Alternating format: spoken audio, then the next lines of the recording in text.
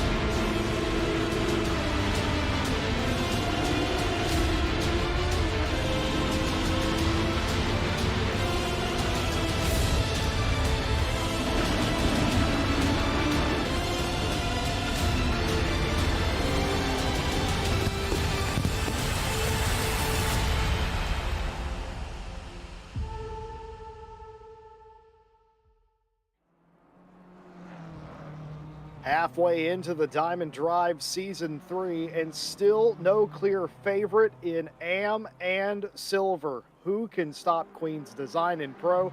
Maybe today we will answer that question. Hello and welcome everybody back to RCI TV. It's Wednesday, my dudes, and that can only mean more Diamond Drive Cup. I'm Jesse Lee, joined by Nate as always, with Jedi Jake the Bosmeister Boswell behind the cameras as well. It's great to be back on Wednesday, but the track is feeling a little wet right now. A wet Monza, Nate, that could mean a shakeup in the standings.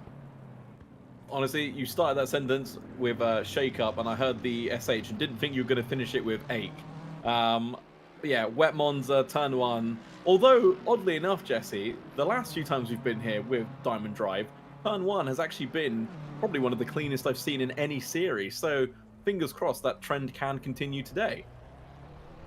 Well, we've had a weird renaissance in RCI, if I'm completely honest with you, where turn one hasn't really been the problem. We had a 40-plus car grid here a few weeks ago in a different series, and everybody pretty much made it through turn one.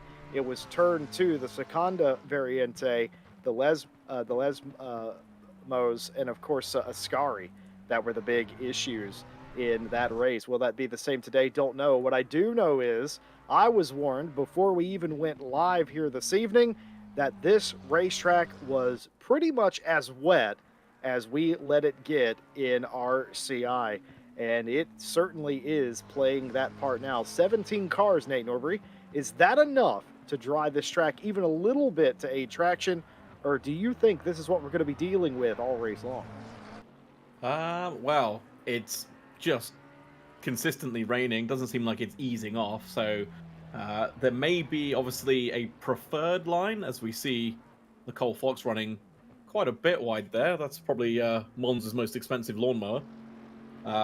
Yeah, the track, I don't think the conditions are going to improve. I think drivers are going to really need to be on the edge of their seat and feel any small slides in the car, because obviously traction braking in the wet is it's a lot harder to wrestle the car back in control, as just the pure lack of grip will make it almost impossible if the back end starts to come round more than just a little bit. I am going to tell you this. Everyone here so far seems to be handling it pretty darn well. I certainly wouldn't be coping near as well as the drivers we have on the track today. And I know that for a fact because I actually had to run a race in the rain here quite recently, because we see the V12 go through the Seconda Variante, and then Cosmos decided that that needs an adjustment. I think we'll all agree needs a little extra something to grip down in those corners, but it's not a flooded track, folks, and we haven't seen one of those in RCI in over a year or so. We attempt to keep that from ever happening, but this is kind of close to that. Again, flooded is the track whenever there's nothing going on or not enough action on the track to keep it from doing that. if there's some cars out there that are moving water, then that's usually good enough to move it off of that. But this is flat pouring it down. And as practice ends here, I don't remember if we've had a genuinely wet race in Diamond Drive this season to this point. I don't think we have. No, not in this season. We did have a wet Nürburg in season 2, was it? Might have been season 2. But yeah, I think that is the only other time we've had a wet race here in Diamond Drive. A new challenge for some of the drivers. I say a new challenge. Nobody here today, even the AM class, has made their entire ACC career to this point without racing in the rain. But this is teetering on extreme in that respect. And it's looking like it's going to be just about this rain throughout, which is actually, strangely to some folks at home, it's good news because at least you know what you're dealing with when you race in mixed conditions and the conditions keep changing. You're trying to hit a moving target, but hitting a stationary target, as we all know, quite a bit easier. Well, I guess it depends who you ask. I think, well, yeah, you were right. Changeable conditions are more difficult to adapt to, but once the track goes dry, it's just so much better. And it mixes up a bit. You see people running different times, like staying out longer on the wets, pitting early for the dries. It mixes up, Jesse. It is a very good point as we end practice and go into qualifying. Will the weather behave or will it be more of the same? I have been informed earlier that it's likely going to be more of the same. But then again, I was also told a few weeks ago that we were going to have a very wet race on Friday and it was bone dry.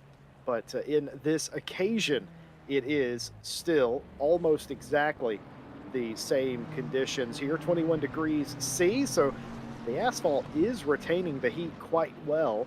18 degrees ambient, no wind to speak of, but a monsoon-esque drive out of the pit lane. Even though the weather is not going to wane here, Nate, the track should improve a little bit in this 20-minute session, shouldn't it? Do you know what, Jesse? We'll have to wait and see. I'm not convinced it will, because obviously we've still got the constant or the steady stream of rain coming down. Obviously, as you've mentioned, cars going around the track will obviously bring some of that water up, but I've got a feeling it will just be going straight back down. So we'll have to see if times improve drastically as the session gets better. I don't know if it really can get better or not, but yeah, we'll have to wait and see. Well, the first couple of cars out on the racetrack, the pioneering drivers that are kind of trying to suss everything out, I believe the 56, the 66, and those are the first cars out. And for this group, which is sort of the second group, as we ride on board with Sarah Dove, the GTWR driver, you can see, I mean, you can't see, but that is a car in front of them. And even just two cars, it's hard to see. You can imagine how bad that gets as you stack back in the pack. And that's certainly what they'll try to avoid as they fan out to get a little bit of space. No such problem for Anal Rose in the Queen's Design 56, as per usual, out in front of everybody and has just about cleared the pack. So a clean run for the 56. Look at that. Now that is a lot cleaner of a view than being stuck behind a car. This should be, even though it's lap number one, a very nice benchmark of what we can expect to come. Yeah, just to touch on the spray you were talking about, Jesse, can you imagine that in the race when all the cars are on the grid starting together, how difficult it's going to be for drivers to spot their braking points down into turn one? So I think a lot of caution will be needed to avoid ploughing it into the back of another car. But yeah, as you mentioned, Anal Rose, no one ahead of her. Clean track, clear track, no spray. So, well, Anal's been the benchmark for every other session so far, so there's no reason to believe that she wouldn't be this time. Of course, the 66 teammate Luna is about, I don't know, half a turn, we'll call it, behind them. Not in the spray themselves is Luna. And there you have it, a nice little look at the two Queen's Design cars, and that is just enough distance that the spray dies down. You don't get anything extra on the windscreen, and it's all clean sailing. That was excellently executed, and I do feel like that was executed on purpose between the two of them. I have noticed, though, we only have, unless my reading skills are failing me, we only have the one Rose here today, just Anor today, no Nia Rose here in this round. Yep, I just had a quick scan through all of the BMW cars there, and I would agree with you, Jesse. There is only one Rose on the grid. So one Rose, but one Rose is might be all it takes. Nate, I'm gonna do some things here on the back end. Go ahead and take us through qualifying. What was that lap from Anor right there? It's a 1:56.3, Jesse. So I think pretty indicative of what Rose was doing in the practice just before the session, with Nicole Fox coming in just a second and a half behind. Well, actually, I say that. Sarah Darb is a little bit closer, but still, everyone a smidge over a second away from Rose today. Well, the lap time's continuing to, and nobody tackling Rose up top, but that's not necessarily a surprise. Dove Fox currently second and third, which tells me that Luna invalidated their first lap. But what does Ruby Acosta have? The usually fourth driver, we'll say, but today there's only three of them, so they come through in the 40, and not a lap on the board that time either. That actually looked like an out lap from Ruby Acosta. So, like I said, Queens Design normally a 4-car team. Today, a 3-car team. Fury April goes provisional pole in silver in the 717 Giggle Gum Ferrari. Johnson in second place in that class and inside the top 5 in the 888 Bentley, all the same. Cosmo Marsh, who was making some last-second tweaks there in practice. What does Cosmo have across the line? Oh, that's a nice lap. Second place in silver, a 158.7. That will do nicely for the very old Aston Martin that still is one of the best-sounding cars in ACC. I do enjoy the sound of the V12, but I also really enjoy the sound of the Lexus. I think it must just be a naturally aspirated noise that we all quite enjoy. I know a lot of people enjoy the sound of the Aston and the Lamborghini, as we see Charlotte Robinson sideways into the start of Ascari there, and quite wide there. Not quite sure if that will still count as being valid, but we'll wait to see what lap time comes across, what time Robinson puts up when she comes across the start finish.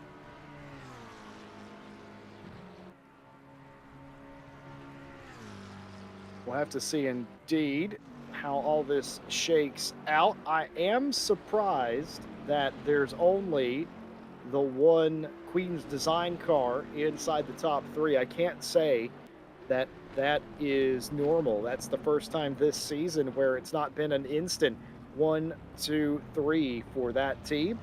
But it is, however, a very long session here, and it can certainly change in an instant. Case in point, Fox second, Dove third, and Luna now in fourth place. The leading silver driver, Fury April, improved or is looking to improve on their lap. Will it be the case? Indeed, it will be a 57.755, going ahead and knocking a little bit of chunk out of that time. Johnson second, and Eisner in third place in the silver class. Brock now leading the way in AM over O'Brien and Santos, the top 3. Charlotte Robertson in fourth place, and Yvonne in the 147 has yet to set a valid lap, but I think is on one right now as they enter the Seconda Variante. Anor Rose coming around the Parabolica. This looks like this could be a nice lap here. We'll have to wait and see. I've got no doubt that Rose will not be particularly impressed with being so close to the competition. Yep, there it goes. Almost a second clear of Nicole Fox in second place with a 1:55.7 to comfortably keep her or extend her advantage there.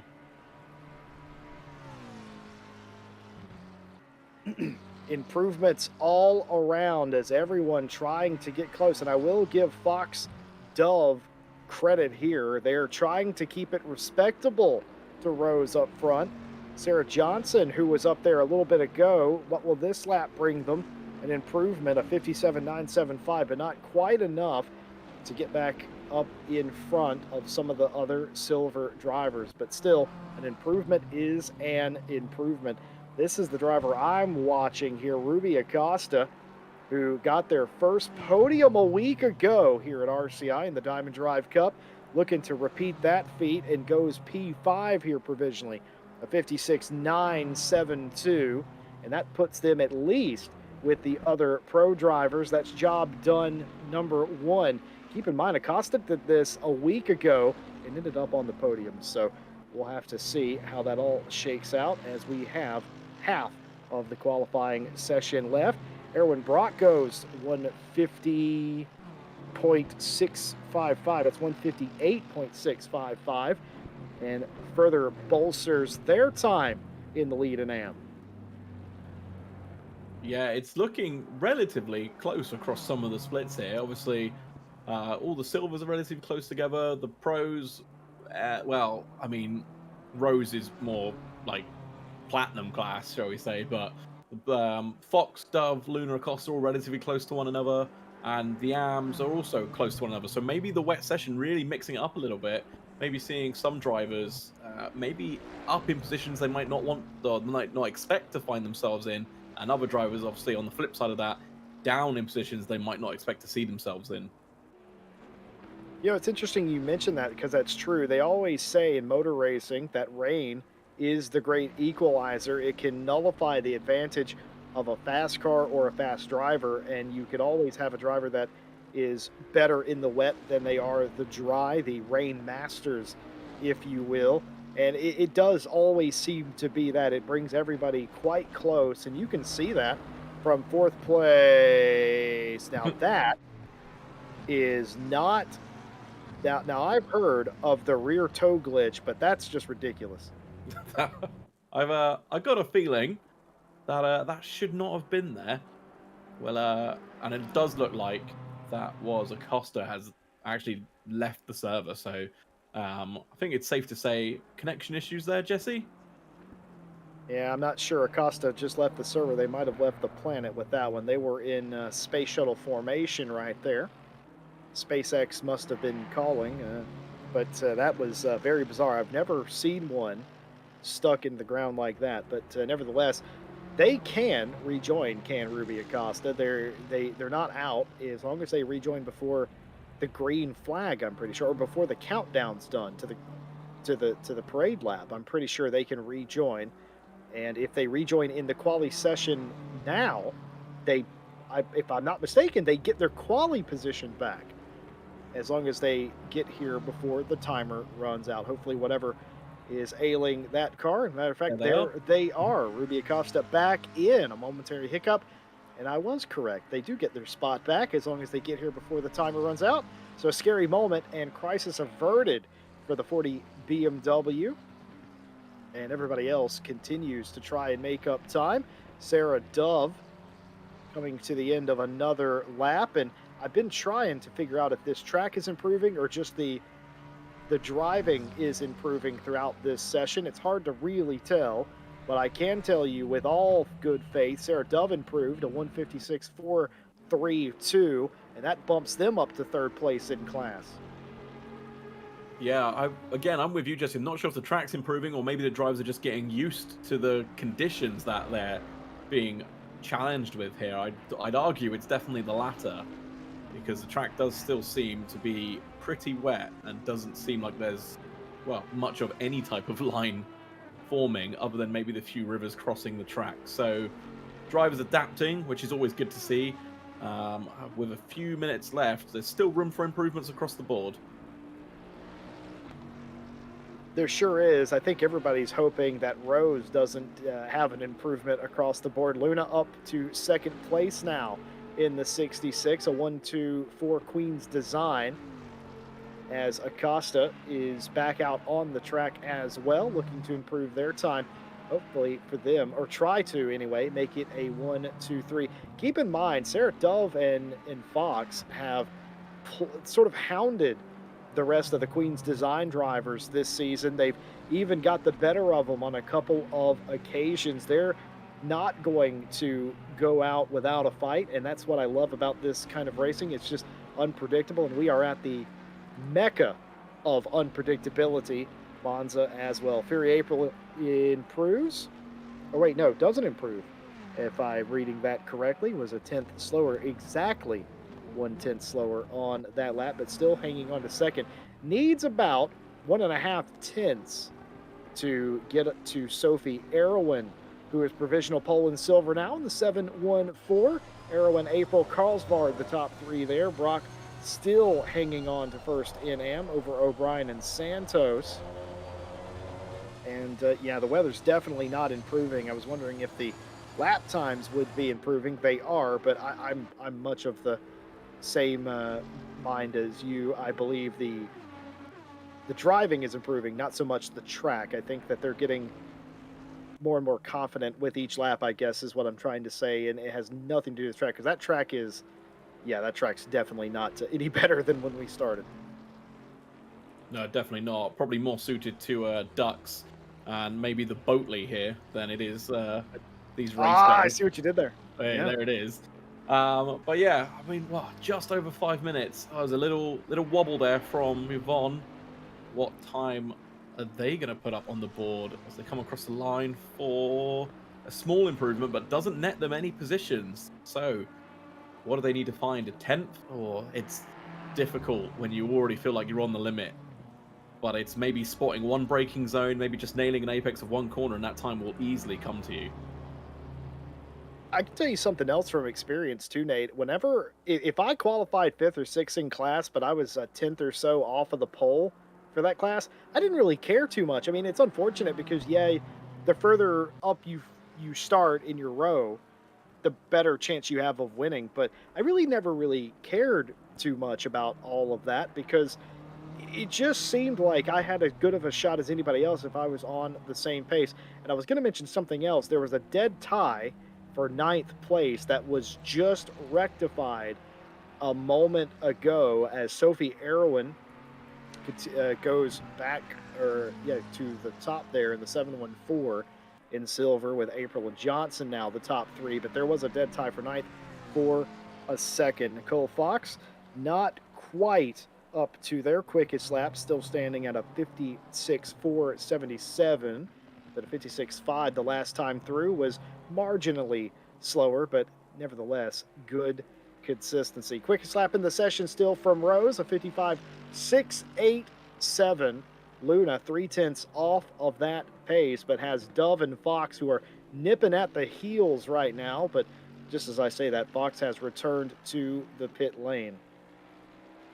So if Fox hurries, she'll get one more lap, but I'm not sure if we'll see Fox back out in this session, maybe resign to the fourth place, hoping that perhaps she's got a better race setup than a qualifying setup. Well, Fox knows as good as anybody that you're going to qualify somewhere in that ballpark, and I think it's basically what I was talking about a moment ago. You know that there's literally almost nothing in it between you and second place. You manage expectations and all that. As Cosmo Marsh has just went provisional pole in silver, a 157 out of the number 2 Cosmo project, Aston Martin. Did you see that coming? Honestly, no, I did not see that coming. Obviously, you know, all of our drivers here are talented, but over the course of the season, you sort of know where all the drivers start to settle down. So to see Cosmo putting a lap like that in the wet was extremely surprising, especially the most surprising part is the fact that they've done it in the V12. Oh man, the Cosmo report this week is going to be interesting if Cosmo takes the pole in the silver class. Brock still having that honor for the AM class. O'Brien Santos, no movement there. O'Brien in the pit lane, and so is Cosmo. Cosmo shut it down after that. Yeah, I would too. Yeah, I'm in agreement. I would also just, it's not getting any better than this. If I get beat, that's it. There's nothing left in the tank. just have at it.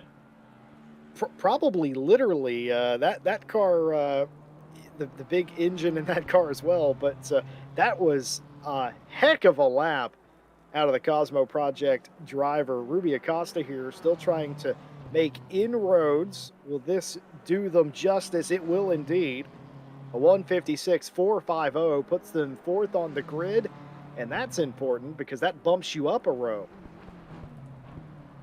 It has indeed, but we do see Dove back on track, so I was wrong about maybe Dove not coming back out. Seems that Dove Can feeling you get there's the more. tires up to temp in that little bit of time in this weather? Ooh, yeah, because the wets heat up a lot. Well, not a lot quicker, but more consistently than the dries do, and it's nothing a little bit of brake riding can't solve. So we'll wait and see where Dove is. Where is Dove on the track actually? Oh, just coming into turn one now. Thank you very much, cameraman operator Jake. Cameraman operator. That was a lot of words that should not have gone in the sentence together. I'm gonna add that to my list of names I call him. Jake the cameraman operator. Jedi Jake, the cameraman operator.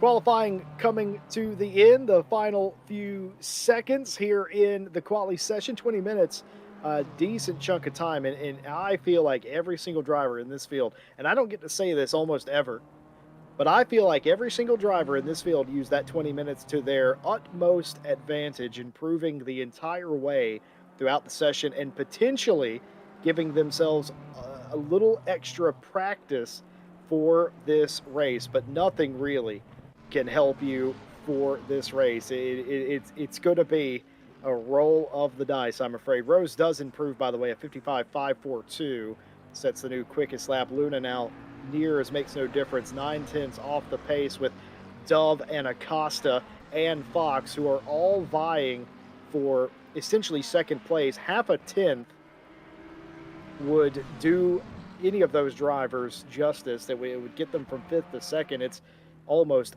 nothing in that fight. But qualifying over, most of the cars coming to the line. This is the first group here. Oh, one's going to wiggle and go a bit wide. Nicole Fox in fifth place. All they need's half a tenth. Will they pick up any here? No. No, they will not. Fury April picks up, though. Picks up enough to take provisional pole in the silver class. Away from Marsh there. Marsh will be muttering under their breath. Fury April will have a wry smile. And that ends a very wet qualifying session. So poor old Cosmo denied of a first class podium in the dying minutes by Fury April. But yeah, again, Jesse, Anal Rose on point. Sure is. Let's take a look at the championship standings at the halfway point, or the near halfway point in the championship. Anal Rose has 78 points. 20 points behind is Mia Rose, who isn't here today. Luna in third place on 54 points will almost certainly take the second place position today. Ruby Acosta in fourth with 43, 1 point behind Nicole Fox, and Sarah Dove just a few behind as well. Very tight race there for what should end up being third place in pro. Silver, Fury April is not running away with it, but has done a good enough job to this point to stand out in first place. 61 points. Carlsvard and Erwin tied on 59 apiece. They're dead level, and so is Yvonne and Alice Horton. I didn't see Horton here today, but nevertheless, still tied for position there. Sixth place, Sarah Johnson on 47, Hamish with 34, Cosmo on 28, and Laura with 15 points. And rather unfortunately, Eris has been disqualified for the championship for reaching the maximum license points in the series. An absolute shame. Yeah, that's unfortunate. And We never like. Oh, sorry, Jesse, carry on. we'll circle back around to that in just a moment. And I've just noticed why Laura has a 0 in this column. It's because they self bumped themselves up to silver class. So that means Sarah O'Brien leading this championship with 73 points. Erwin Brock with 70. A tight race for the AM championship. Charlotte Robertson tied with McKenna Santos for third in that class with 50 apiece, and L with 18 points. Back to your point, Nate. I was just about to say it is very unfortunate. We never like to lose people from our championships, from series, but unfortunately, if you do collect too many penalty points, it will result in a disqualification.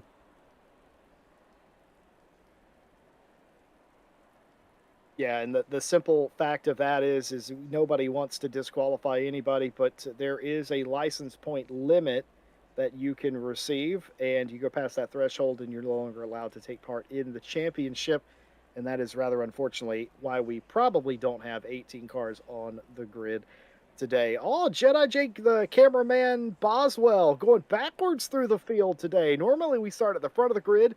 We went all the way to the back. Of course, custom liveries are a thing. A couple of the drivers taking advantage of that and looking at the other cars as well as we come through the grid, reverse style here.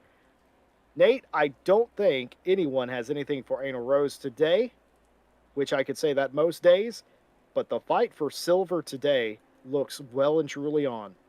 The fight for silver is really the one that I'm interested to watch. With how close the field was in qualifying, I can only assume that's going to translate over to the race. Again, poor Cosmo Marsh denied of the pole, but surely now will be hungry for the class win. So that will be one to watch. Again, as you mentioned, Jesse, I don't think anyone has an answer for Anor Rose. Unfortunately, Mia Rose not with us tonight. Probably Anor's closest competitor, but we'll have to wait and see. The wet can throw up some surprises. Well, it sure can. It's so easy to throw it off the racetrack, and the Armco here is not very comfortable or inviting, and who knows what that will spell. Also, the silver race is doubly interesting today because of the weather, because they're going to be starting dead middle, and you're going to be running down into turn one here. It's going to be nigh on impossible to see if we are going to see turn one incidents. I would reckon it would be all to do with the visibility out on the racetrack. Weather's going to be consistent, it looks like, for our 1 hour race today. 60 minutes. We, of course, had our sort of almost mid season, if you want to call it that, race a week ago in the 1.5 hour, 90-minute variety. Back to 1 hour this week. Well, we've had shakeups in the silver class all season long, and I don't think today is going to be any different. Cosmo qualified exceptionally well here. Will only miss the pole by fractions of a tenth of a second. Could Cosmo be a surprise winner here today, Nate? Do you know what? I really hope so. I would love to see it, and I'm sure you would too. I know a lot of the drivers would also like to see it. So, fingers crossed, Cosmo makes their silver class breakthrough, shall we call it? And to do it in the old Aston as well, that would be just extra icing on the cake. My second question I have for you, Nate, is Luna, Dove, Acosta, and Fox all within about 7/10 of a tenth. All right, so we'll call that 7/100ths of a second to not be pedantic. Can anybody take Luna here today? Ooh. I don't know. The BMW does seem to be quite strong in the wet, and I mean, depending on the setup of the McLaren from Dove behind, not sure if it will lend itself well to being in the turbulent air. So I got a feeling after the disappointment of last week at Silverstone, Dove will be on a mission to prove a point. So again, that will be the other battle to watch. I've got a feeling Acosta and Fox will also keep it friendly throughout the race as well, as they did again last week. Of course, the Diamond Drive Cup this season, live stewarded, will keep you abreast of all of the penalties, and of course, some of the issues a week ago due to penalties, as it kept the racing very interesting indeed and very dramatic towards the end of that race. We hope that's not the case here today, and all of the drivers involved settle it amongst themselves. Not the worst track for track limits, but it is possible to get a drive through here in 1 hour. And if you go afoul of the of the track's bounds in the rain, it is easier to do than you might think. So keep an eye out for drive-throughs for track limits as well. All right, Nate, final question. You're going down into turn one. You're somewhere in the middle of this pack. You're Sophie Erwin or your Yvonne. What's your goal here to get through lap one? Probably just survive turn one if I'm in the mid pack. I'm sure there would be a yacht. Oh my goodness me, a lot of yelling. There we go. You're Um, using a lot of nautical puns today. You know that? no, that was just me being stupid. But yeah, it's just trying to get a survive turn one. Monza in the wet. I mean, that's all you can really do. But I'm sure once they get round turn one, it'll be plain sailing, Jesse. Oh dear, Nate, I absolutely love you to death. I will say this: I'm not going to do nautical puns, but I will say every single driver came out here and tried to qualify as best they could today, which is kind of odd in this weather condition. A lot of times with these GT races, you'll see somebody, a couple of cheeky folks, that will not qualify on purpose just to stay out of it. Nobody here in the Diamond Drive did that. They were going for it, trying to start as far up the field. And that's what strikes me as most prevalent as we start. That's how important this is to them. Three pink BMWs, the Queen's design cars, sandwiched in there by Sarah Dove and Nicole Fox, as it will be a race for the podium in the pro class. What will the silver class have for us? It has been a toss up all season long, and will there be a shake up there as well? 17 cars side by side on a completely soaked racetrack here at Monza in Italy, waiting for the flagman, waiting for the lights to go green. When will it occur? Just about there as the cars are released. An excellent start from Rose. Luna gets a decent start as well. Dove and the inside with Fox there as all three Queen's design cars stay to the outside. Looking down to the inside is Dove. Nothing doing, has to fall in line. Rose and Luna out clearly, but look at the turn from Dove, taking a look on the Oh, we've inside. got a spin And in the that's back. the Gigglebum car. That's the leader, the 717 of Fury April. Was that a touch or was that losing it on a wet racetrack, Nate? It didn't look like there was any contact. It looked like just Fury was a bit too keen to get the power down, and the back end just decided it didn't have enough grip for that, and unfortunately turned them all the way around. But we did see into turn one, Anor Rose going a little bit deep and having to compromise their line into turn two, which really backed the pack up a little bit, as we saw.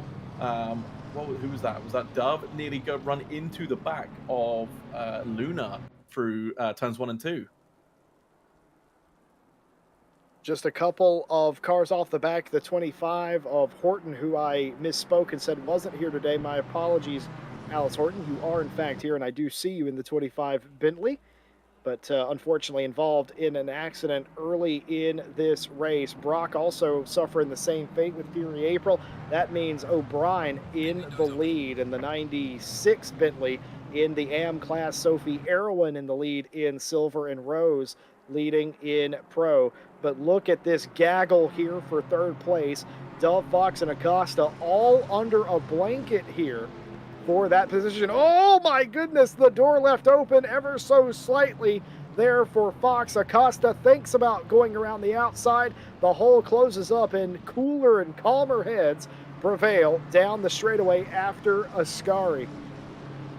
Yeah, I've got a feeling that would have just been an accident waiting to happen. But again, as you said, cool, calm heads, one out.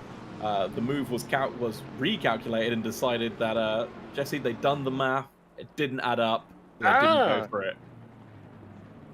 Well, speaking of doing the math, I reckon that most people will come in around the halfway point or kind of late into the race. There might be a few that come in really early just to get themselves out of the spray, and that's what happened to Alice Horton. Oh, that's so unfortunate, isn't it? It's just lap one shenanigans. Ah, it's such a shame. One event, one race, Alice will get a break and won't have a turn one or a lap one incident, but does, thankfully, for the rest of our competitors, avoid spinning back onto the track and collecting some of the other racers. Oh, I see what happened there. That was Brock, wasn't it? That was Brock and Horton that excuse me, Brock got into Horton.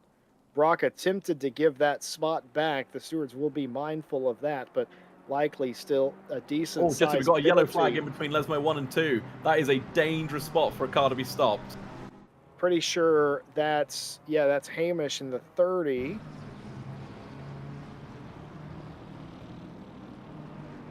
So what happened here? What Just happened seems to like, Eisner here?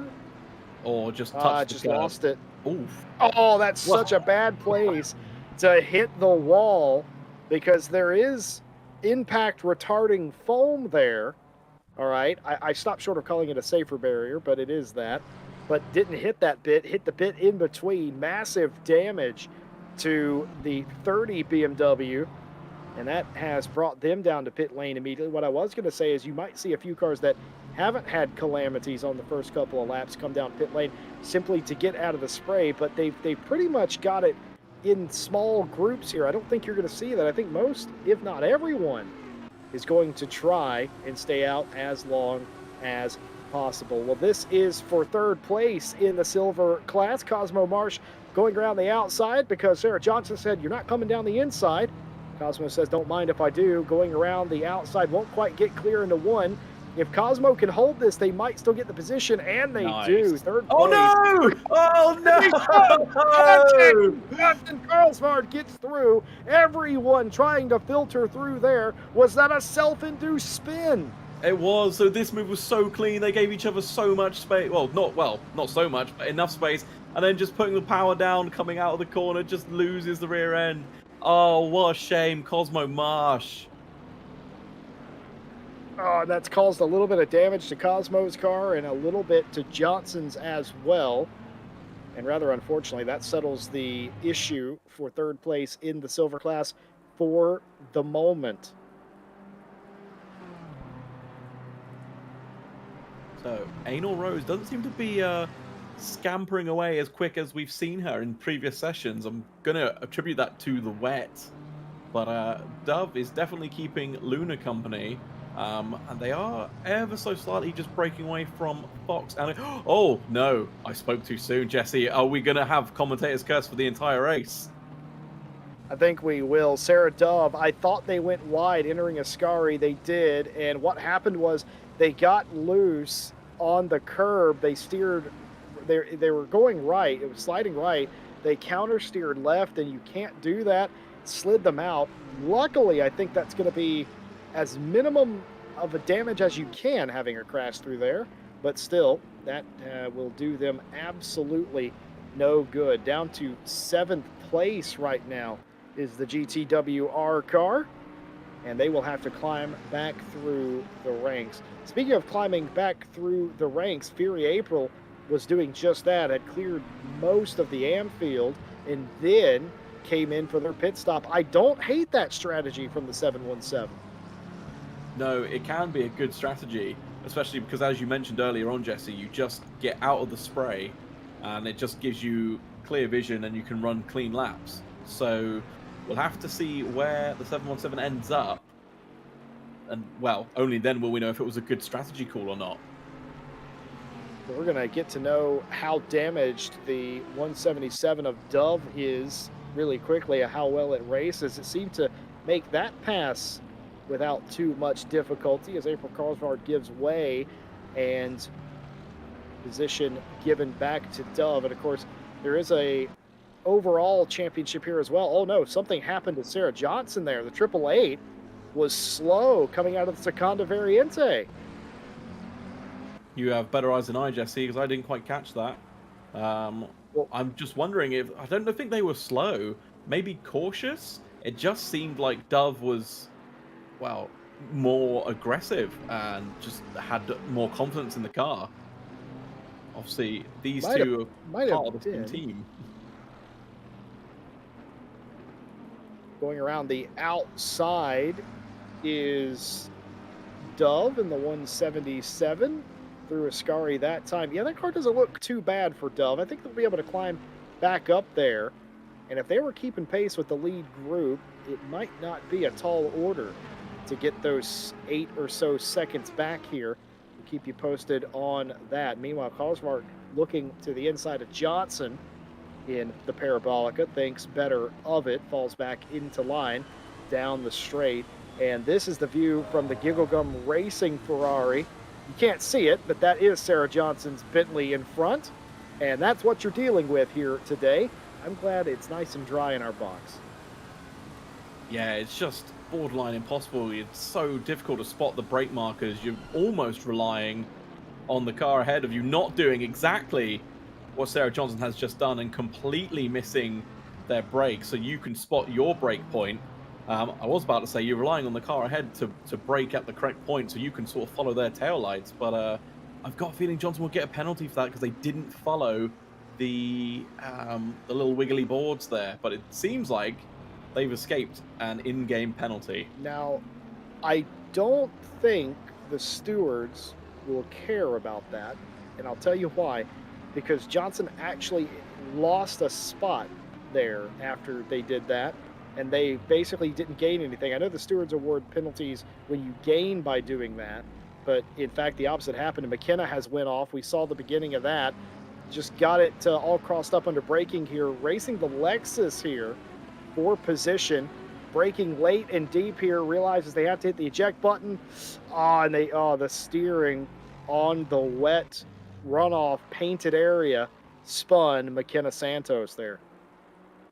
Yeah, it's just you try and do the right thing for the car ahead of you, which ends up putting you in a bad spot, and it's just sort of you just have a sort of deep sigh and just turn the engine back on, get it pointing the right way, and crack on.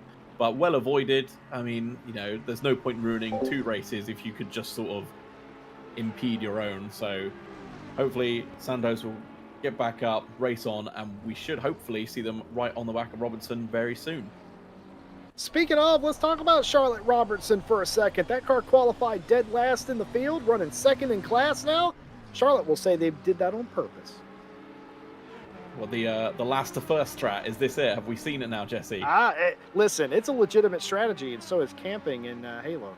Oh, right. And that's all for the RCI stream, folks. Jesse Lee is no longer with us. Wow.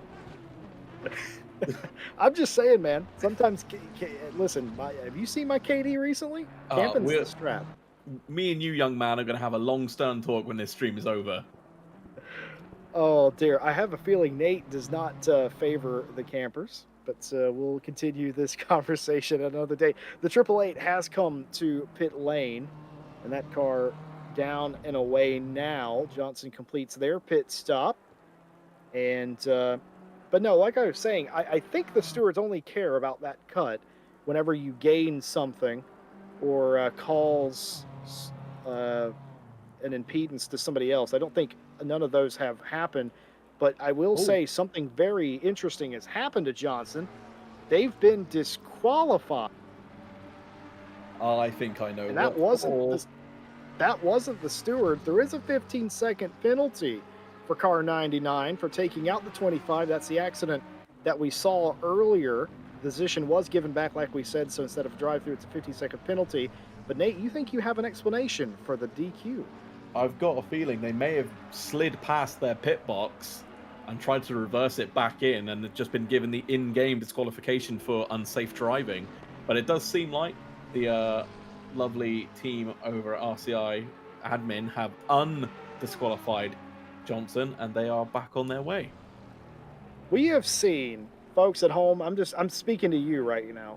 We have seen so many weird things in that season. Is that the 177 of Dove? It is. It is Dove, stranded in the Parabolica, a dangerous place to try and get the car restarted and righted. Everybody makes it through. That's just carrying too much speed. Yeah, too much speed. The back just not happy, not enough grip on those tires.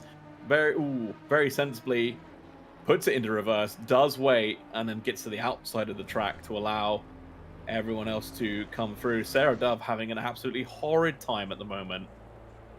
Yeah, it's such an unfortunate spot too, Nate, to have an accident because it's so helpless. It's a blind turn. There's Armco there. You know there's a waved yellow flag, but you don't know exactly where it is. So you're just kind of going around the corner hoping, and excellent job everybody to get around there and respect the waved yellow flag, but also for Dove to know, okay, I've got a gap. I'm going to reverse completely off the racetrack and get it going, and or at least out of the racing line anyway. And that was literally best case scenario. Well done by everybody involved. By the way, Cosmo, remember the spin that they had? They're back on the march. Yeah, go on, Cosmo. I don't pick favorites, but for this race, I'm picking you as my favorite. Let's We hope by don't the pick end. favorites, but Nate has on this occasion. Well, yeah. Yeah, I don't know how to respond to that. Yeah, this one time. I really hope Cosmo does well. Had a bit of a slump recently, not been feeling too great and in the car. And this is the exact kind of pick-me-up you need to keep you on the straight and narrow. So fingers crossed. I've got my toes crossed as well for you, Cosmo. Get up there for your class win. By the way, an update on the Triple Eight. We talked about Johnson being disqualified and then undisqualified by the stewards. That did happen. A little explanation on what actually occurred. ACC has been disqualifying people for speeding on the pit entry, and I'm told by Tom Bryant that that's what occurred here. We consider that an unfair penalty, and thus the race controller has removed that penalty. I'm curious how that all worked out and if that was indeed the case. That was very bizarre. Oh, yes, and there it is. The normal penalty for speeding in pit lane has been applied to Sarah Johnson. That's a stop go 30 given by the stewards, all right, but only because ACC refused to give that penalty and gave too harsh of a penalty. So that is the normal penalty for speeding in the pit lane, a stop go 30. So the very first time I've ever had to say this on an RCI broadcast, that's an ACC penalty. That's a steward's penalty because the ACC penalty was wrong. Imagine telling the game that's been specifically coded and designed in such a way that it is wrong for doing what it's been told to do. Jesse, you heartless That person. is, it's just brand new to me. But heads up to our stewarding and our admin staff who keep us up to date on all of that, and Tom Bryant for correctly handing out the slips of paper on that particular occasion. So that is technically an ACC penalty for the Triple Eight, though it isn't. Though it is. April Carlsvard continuing to defend third in the silver class. O'Brien still leads over Robertson, and even though Santos had a scary moment in the Seconda Variante, still hanging on to that third spot, but only just. We talked about the 15-second penalty to Brock, and that brings up a very interesting question. We know Carlsvard and Marsh are going to battle, but should Santos battle Brock, knowing Brock has 15 extra seconds when they come down the pit lane? Well, the problem is if you're faster than the car ahead of you, regardless if they've got a penalty, you're going to want to get past them, especially this early in the race, because you can lose more time, obviously, than you'll gain. If you get past them now, you haven't got to worry about them, and you could pull however many seconds up the road. For example, if, say, April's losing half a second per lap, and they're stuck behind them for, what shall we say, 4, 5 laps, that's 2.5 seconds that you could easily be getting away up the road. Was that contact? Oh, I don't know about. Yeah, I don't know about that. I don't know who that was on. I'm glad I'm in this box and I'm not in the steward's box, because I don't know if April came over on Cosmo or Cosmo touched April first, but one way or another there was contact, and Cosmo very nearly ran out of racetrack. And if you get on that grass, you think the track is slippery? If Cosmo would have been on the grass, that car would have not stopped. Yeah, that was definitely a close one, but Cosmo's got the speed there, so I've just got in. They just need to play the long game, give it time. Eventually, the car ahead of you will slip up, and you'll be able to get on past. That was a scary moment. Oh, running off the track there again was Cosmo, but keeping it all together on this occasion. The only other stewarding report we have from the early part of the race was a warning for car 888 for making no attempt to avoid the stationary or the spinning car of Cosmo Marsh earlier. That's an interesting one. We'll go back to this. We're going to take a look. This is the earlier incident where Cosmo spun themselves. Does the 888 have time to react here? I don't know. Too close to call for my blood. I would definitely argue they didn't have enough time to react, and yeah, interesting. Well, the stewards are doing their jobs. We'll leave them to it. Yep, like I said, I'm glad I'm in this box, not the other way around. Either way, all the cars still going on the track despite how chaotic this start has been. Talk about Johnson for a minute in that Triple Eight. Imagine being disqualified only to realize that you had been undisqualified. And what I was going to say to the viewers at home was, I've only ever seen that happen once before, and it was for something completely unrelated to a pitting incident. So normally it's the other way around. For some races, you get disqualified on purpose to start at the back of the race. But here, the game being a bit too harsh as it would turn out. Cosmo still trying to get by Carlsvard for third place, hanging it around the outside for the V12 and might have position into the second chicane here. Are they going to make it? Ooh. I don't think they are. Cosmo over the curb. Carlsvard takes the turn properly, and they might get this spot back. I don't think Cosmo can keep that because they took it by going off the track, basically. Look at this speed. This is mega speed here, and Cosmo just running out of room. Keeps the car straight, though, and Carlsvard will go back through. I'm pretty sure that's no harm, no foul. Yeah, unfortunately, Cosmo, as you mentioned, just getting a little bit too hot into the corner, and it looked like, again, just on turning, the back started to slide. Did very well to hold it and correct it, but yeah, unfortunately, just had to release the position back to, or sorry, return the position back to Fury April, as it was technically completed by going off track.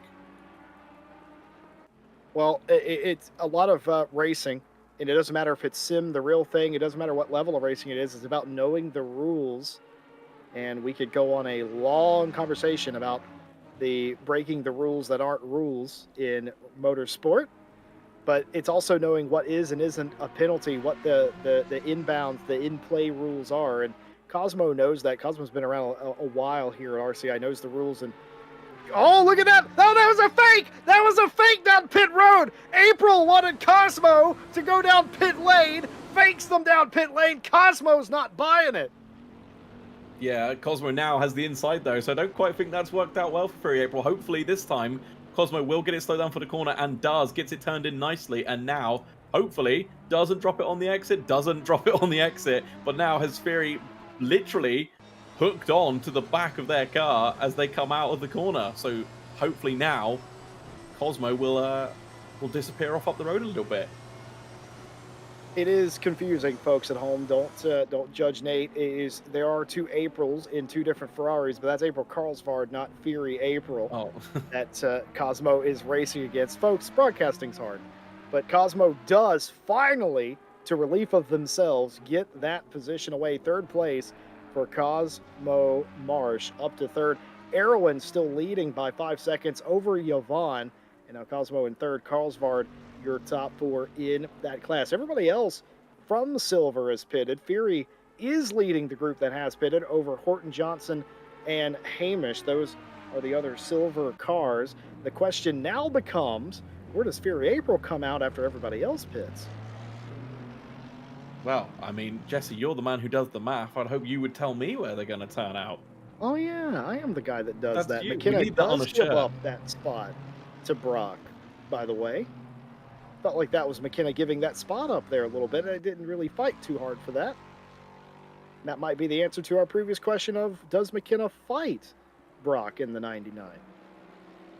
Well, doesn't seem so. Maybe McKenna confident that Brock isn't going to be able to get 15 seconds up the road, so would rather not lose time to Dove and Fury April, actually Fury April this time, behind, and is happy to just run their own race. Well, that's McKenna's strong suit in this championship. The couple of podiums that they've had is just them running their own race and driving inside of what their limits are and the limits of the conditions in this case. And who knows, it could be another podium for the driver of the 22. Brand new to ACC Sim Racing. This is their first season in anything. A true AM, McKenna Santos. And to already have two podiums in the Diamond Drive AM class, that is certainly something to hang your hat on. And could there be a third here today? That would be what, 3 and 4 races? I don't even have that good of odds. Those are good stats if they can pull that off. Yeah, they are actually quite good. I didn't even think about that. So yeah, hopefully they'll well yeah, keep their well that was a bit of a was that a bit of a twitch there or was oh Santos on a controller, aren't they? So no, maybe that was just controller inputs. I thought the car was getting a little bit slidey and I thought we just accidentally placed the commentator's curse on McKenna Santos there. You keep saying we, but you're the only one doing it today. Anor Rose in the 56 out in front by just about 9 seconds over Luna in second place. Third place is Fox all by themselves, but here is Luna. So it's a 1-2 for Queen's Design. They very nearly had a 1-2-3-4 a week ago, but it just wasn't to be. Fox in third place. Acosta, they're all separated by several seconds, so no fight in the pro class. There is obviously fights going on elsewhere as Brock is trying to recover, and of course, with that penalty, needs to get as far away from McKenna as humanly possible. Yeah, it's not looking well. I suppose they've got Sarah Dove to contend with now, but it doesn't look like. Oh, it didn't look like, but Brock is actually very slowly pulling away. I thought Santos was still on the back of Brock then, and it didn't really seem like it had worked out in anyone's favor. But no, Brock is definitely pulling away, and now Dove is well on the hunt to get back up the field, stuck down in 13th, having completed their stop after a few unforced errors. This is scary moments for Sarah Dove, who has had a few scary moments in this race. You have to pass these cars, otherwise you lose time to the group in front of you. Where will the 177 come out? The smart money would say fifth in class and fifth overall, but you don't know. Maybe Sarah Dove making decent pace. We'll have to see, but you can't think about that right now. The maths don't matter. All that matters is catching the cars in front of you and passing them as efficiently as possible to not lose more time. You cannot rely with 17 cars. You cannot rely on the lead group, which is where Dove should be. You can't rely on lap traffic to slow up the leading cars. There's just not that much of it. So you have to make sure your traffic that you're in, you deal with it as efficiently as possible. That includes making clean, passive, decisive movements, all of that stuff. And the next car they have to make that pass on, of course, is this 99 of Brock. Yeah, the other thing is, will the other drivers be courteous and realize that, you know, Dove isn't That's the really $1 million their question. fight? Yeah, Dove isn't really their fight, but it's for, well, it's for overall honors, isn't it? You know, nobody really wants to roll over and give the position up, but Brock has left the door open into Ascari. They are going to go side by side. I think Brock would be brave to try and hold around the outside there and does relinquish the position, and Dove is now one step further up the field. Well, I like what Brock did there. Didn't give it to Dove, but realized that Dove was quicker, obviously. Gave the inside, didn't try to defend too much, but also didn't just back off. Brock basically was saying, I'm going to give you a lane, but don't take more than that. If you're faster than me, pass me. But I'm not giving up any of my time in my race to you out of courtesy. But did the respectful thing. It was a nice clean pass by Dove, but Brock didn't back off, and I really respect that from the 99 and the 177 to have that. That's the kind of stuff you see in real GT racing, where you got two different drivers, two different classes, two different strategies here at this point in the race that mutually agree that they don't want to lose time, but one has to make a pass on the other due to a pace difference, and that was excellently executed by them. Yep, no quarter given, but all is completely fair. So yeah, Dove is, well, everyone ahead still needs to stop, so Dove does have a good chance of making some positions here, but or where will they finish? That's going to be again, Jesse, to quote you, the $1 million question. Yeah, I think that in these weather conditions, you're going to leave it semi-late. You're not going to wait to the last possible second, obviously, but you might come in at halfway, which is in a lap or so. But you also might leave it a bit later than that. If you're in a battle with somebody, you might want to try and pass them. If you catch them, then you might dive down pit lane. Any time in the second half is the right time, I would say. And I think that's exactly what you're going to see from the majority. Pretty much everybody that pitted there early had some sort of issue. The 888, the 25, the 717, and the 177 all came in after they had issues, which is pretty standard affair. I am surprised that nobody else tried that strategy, but simply because they were put in one-on-one battles, I just don't think that they felt forced to do that, and they went with their plan A here today. Can you believe it? A race in the rain, and you go with plan A, but I think that's exactly what happened. Fury April trying to pass Santos and gets it done in the Parabolica. I have one plan, but it's a plan that is one of those characters that can mean many different letters, and the way it's spelled is different to how it's pronounced. So it's a plan that has many plans within plans. So maybe these drivers also have What? plans within plans. Yeah, see, there you go. See, complex, Jesse. That's something you can't run the math on. You just gotta go with it. I don't know where you're from, Nate, but around here we speak English. 30 minutes to go in the race. And we'd be remiss if we didn't mention our lovely partners that help us with this race and every race. Race Department, AK Informatica, Driver 61, Fanatec, and SimRacing.gp.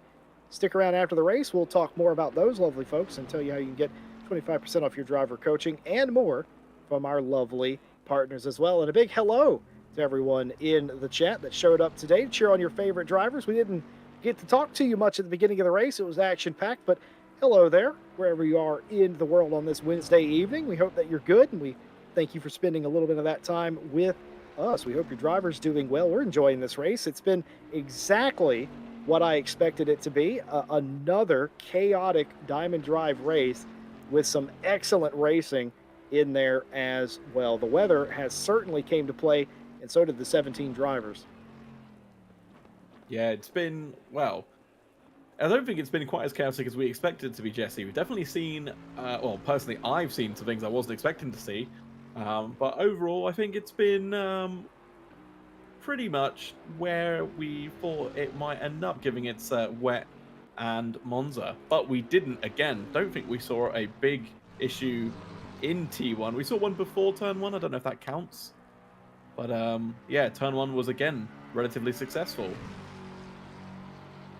Charlotte Robertson about killed themselves getting out of the way. And I don't know if that was their original plan, but Charlotte Robertson went wide in the Parabolica and gave Dove all the room in the world, then realized Dove was there, stayed on that AstroTurf-esque bit on the outside of the track and had a whale of a time straddling that curb and the track. And I thought that Lexus was going around, didn't. To Charlotte's credit, that 11 Lexus held on, and scary touch and go there in the wet. Normally in the dry you don't want to hit that, but in the wet it's even scarier. But well done to Charlotte Robertson as Dove continues to clear the AM field. One more car to go in that respect.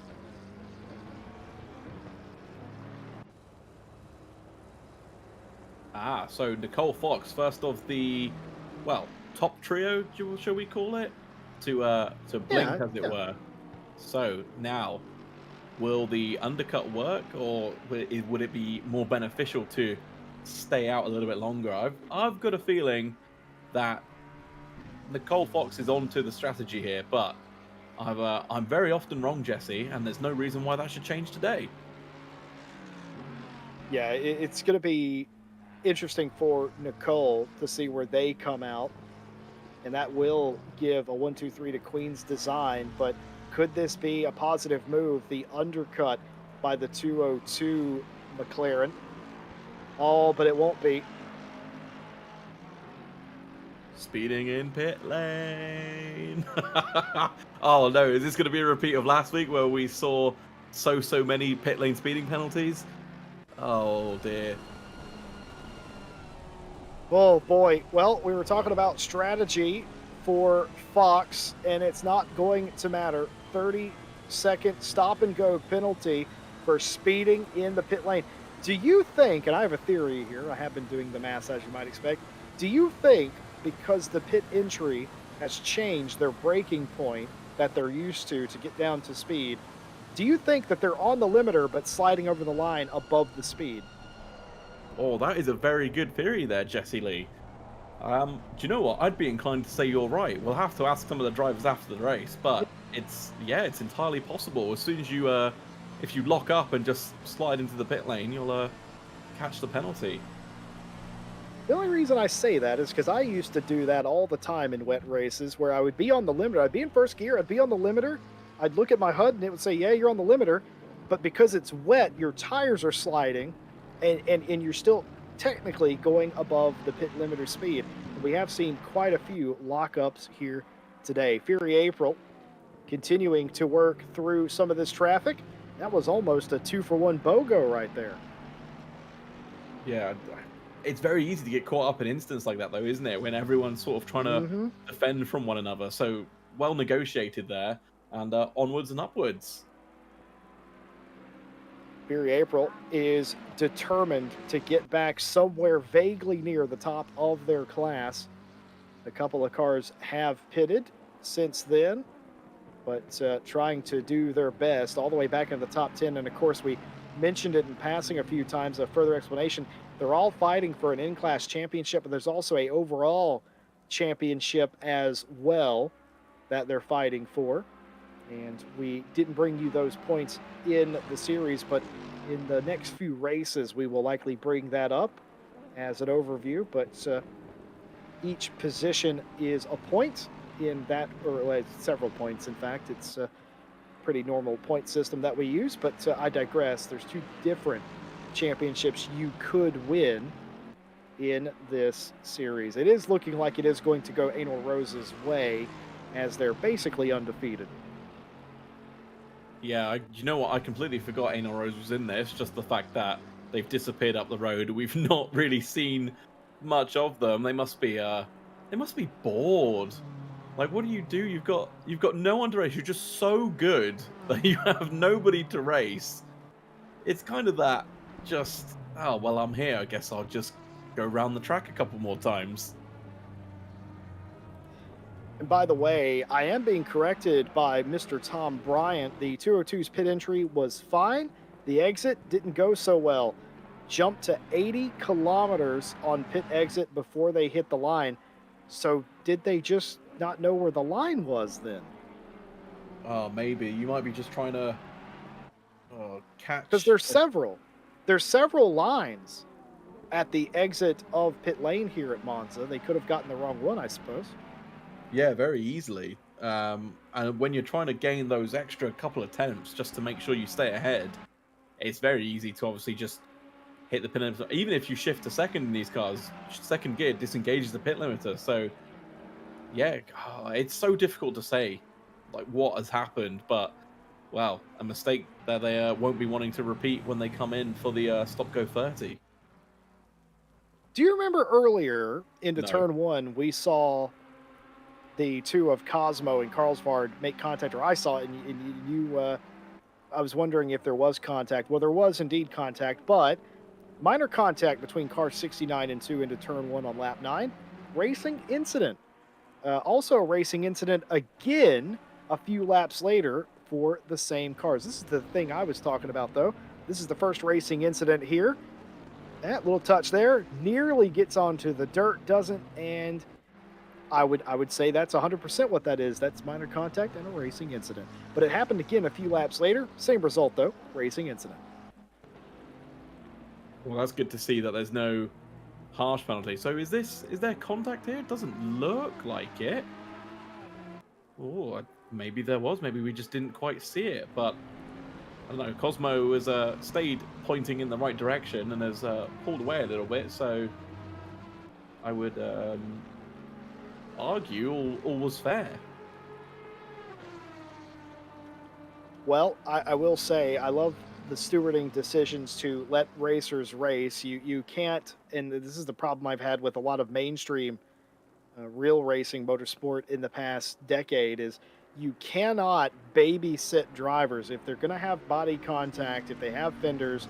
You gotta let that stuff go. This is my opinion, of course. Others may differ, but minor body contact that does not impact the natural flow of the race, why even give a penalty? You got to let that go. And that's something our stewards do better than anybody else, in my opinion. And yes, I'm biased, obviously, but you just got to let little stuff like that go. And in fact, they do. But it's just so frustrating in the real world to watch a motorsports race and not have the drivers handle it like drivers, and have somebody in a box that is not taking part ruin a perfectly good fight for absolutely no reason, for contact that was minor and inconsequential. Absolutely hate it. I'm off my soapbox now, Nate. Are you sure? Do you need a hand coming down from up there? Like, but no, I'm inclined to agree with you. There's going to be some contact. Like, as long as both cars stay pointing in the right direction and it's not intentional, aggressive, or stupid, then there's no issue with it. Like, oh, like that. Exactly like that. Not intentional, not deliberately aggressive. Both cars are still pointing forward. What's wrong with it? What's the matter with it? There's no need Yeah, to absolutely penalize nothing. that. That was almost Sarah Dove spinning, is what that was, but it wasn't, because also handled very nicely by O'Brien there. And just minor contact like that. I don't think Dove was ever not going to get that spot. O'Brien has the right to hold their ground. Again, there's an overall championship and all that stuff as well. I love the fact that there's a little bit of a touch there. That probably didn't even give any damage at all. It was so light contact. A scary moment, though, whenever you see the car going a direction you're not turning. But just ever so slight contact, you got to let stuff like that go. And I hope to see a shift in real motorsport in the future. I hope to see a shift more towards that, because I understand that beyond a certain point, clearly you have to give penalties and all that stuff, and I totally agree with that. But little stuff like that, inconsequential contact, completely besides the point. O'Brien still yet to pit in the AM class, up to 7th place in the current state. Everybody else in O'Brien's class has pitted. Robertson second, and Santos still third. Brock, of course, had that 15-second penalty that they served. So that set them back just a little bit and handed that spot back to McKenna in AM. And nobody in the top 3 positions in Pro have pitted. It's a 1, 2, 3 for Queen's Design. And I wonder if those 3 are trying to pit as late as humanly possible now. Yeah, what is quite interesting though, Jesse, is despite Dove's spins, they have still come out ahead of Fox after Fox's stop-go 30. So Dove really must be on the push, because she must have absolutely have lost 30 seconds in both of the spins that she had. So, well, yeah, now it's Fox who's going to be on the warpath trying to get back up the field. Well, I've always heard this, and as a youngster, I never understood what it meant. And I was told, if you're going to make a mistake in a race, be the first one to make a mistake. And I never, growing up, understood fully what that meant. But now I get it. If you're the first one to make a mistake, you're the one that stands the most to gain of other people making a mistake. And if you make a mistake too late, there's really no coming back from it. But I think that still is good information to have for a driver, is if you are going to make a mistake, do it early enough that you stand to gain something in the end. But not over for Fox. Still got a lot of time. 18 minutes. That's enough to gain some spots back in the overall. And you never know. Still got a couple of cars in your class to pit. We've seen several speeding penalties in pit lane today. Could be weather, could be anything else. If you've had 2, could be a third. You never know. You got to stay the course. You got to keep your nose down. I think that's exactly what Fox will do in the 202. Yeah, again, there's just so many drivers I want to watch and just to see how their races go. So Dove is on my radar, Fox is on my radar, Marsh is on my radar. It's just I've only got 2 eyes. I can only look at 2 cars.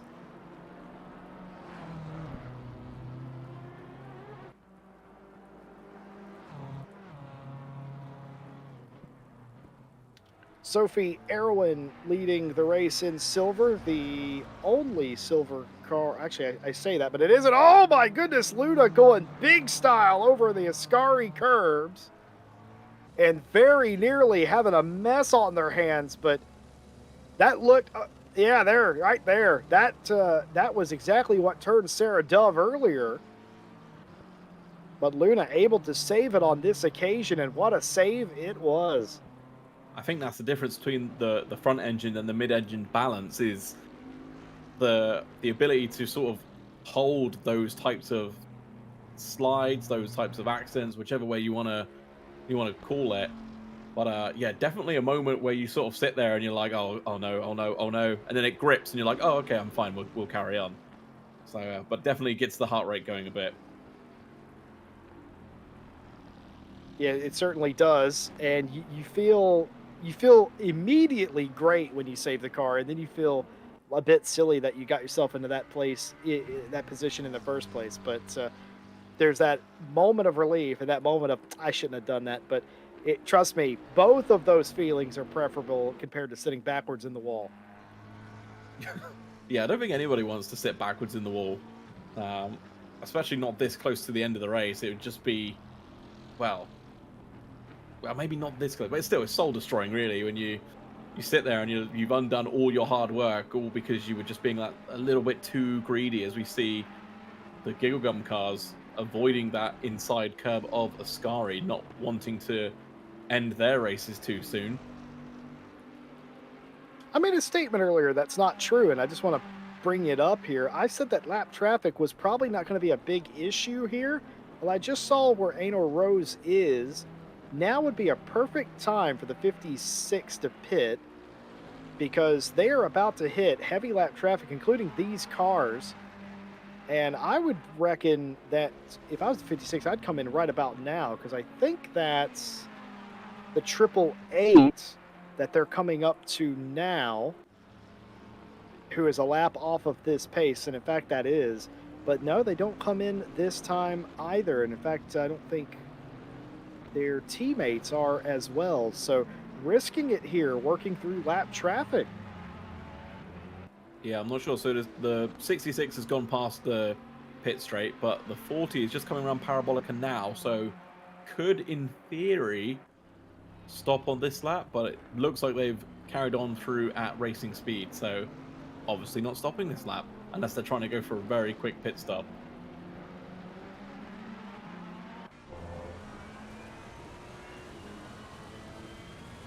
Quick stop indeed. Well, this is the view from Fury April's car, looking at teammate Karlsvard. And even back this far away, the spray is pretty miserable. But fortunately, you can still see where the track sort of ends, at least most of the time. Also, you can, at this distance, you can just sort of follow the car in front of you just a little bit.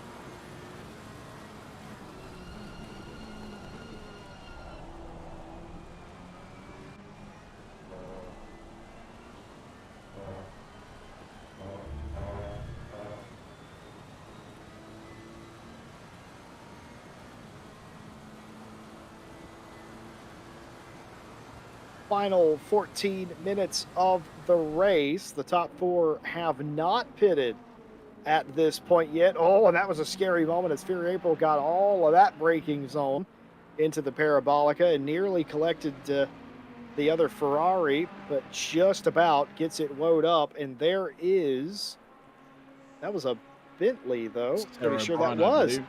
That is O'Brien. So that's the leader of the AM class.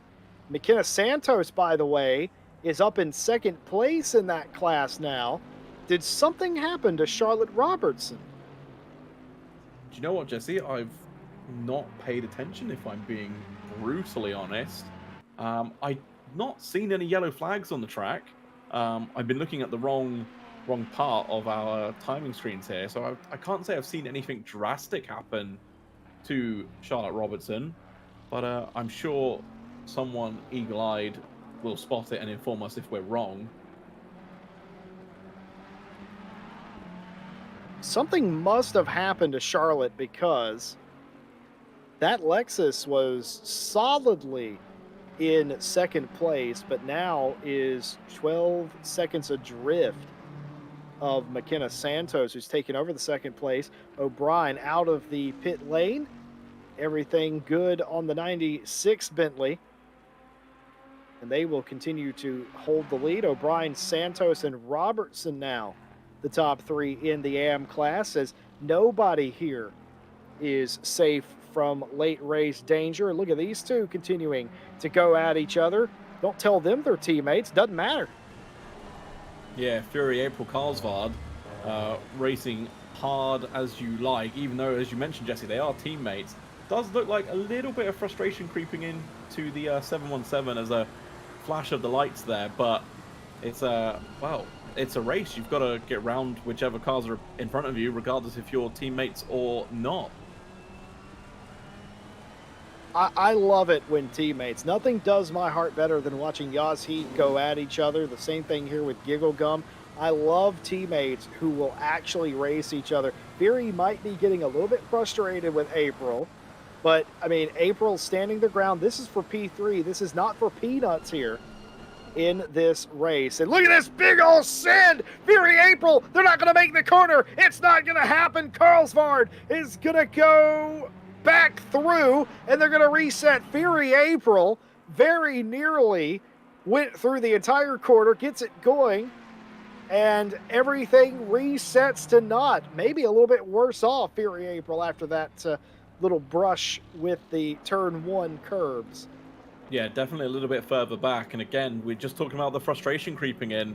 Just tried to outbrake, well, April tried to outbrake Karlsvard, and it just, well, in these conditions, I think Karlsvard was pretty much on the edge of where you can brake to get it stopped for turn one. And, well, we saw Fury April just sail on by, and as it happened, I thought there's no way that car's going to stop for turn one, and lo and behold, it didn't. And it's actually, as you mentioned, Jesse, put themselves further behind than they were going into the corner.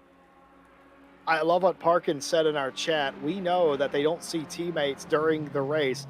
You could not be more right. That was not a teammate on teammate move there. That was full aggression down into turn one. Now, like I said, third place, nothing to scoff at in any racing series. This is for a podium spot. It's for more points in the championship. We showed you the points before the race today. You know that the championship is incredibly tight.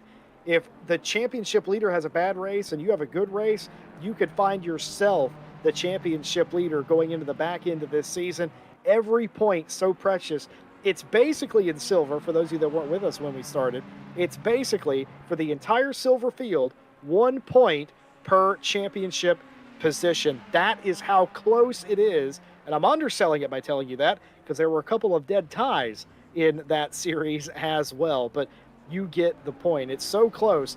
This one pass could be the difference between being third and first in the championship. You just don't know.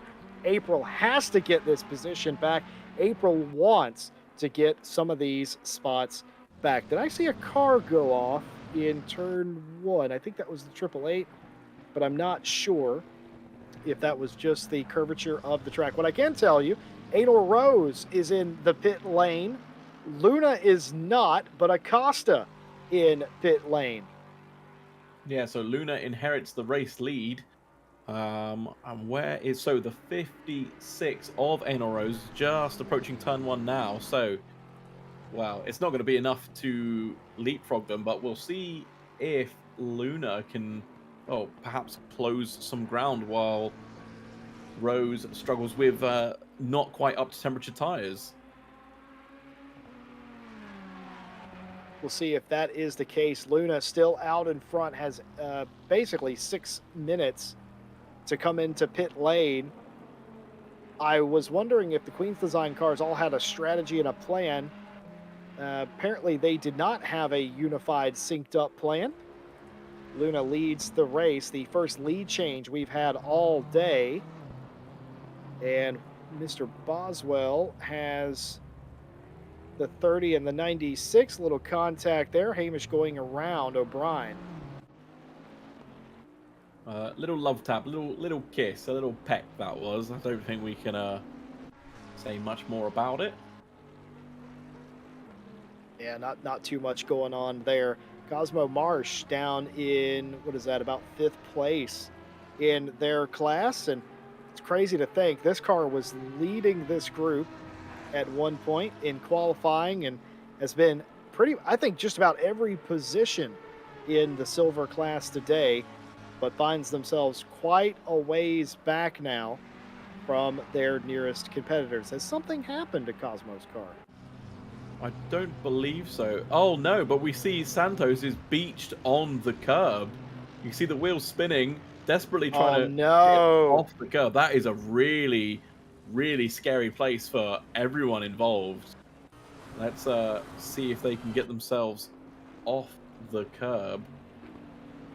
Well, they've had to retire the car. They were beached on the curb. They could not get that car dislodged. It was second place.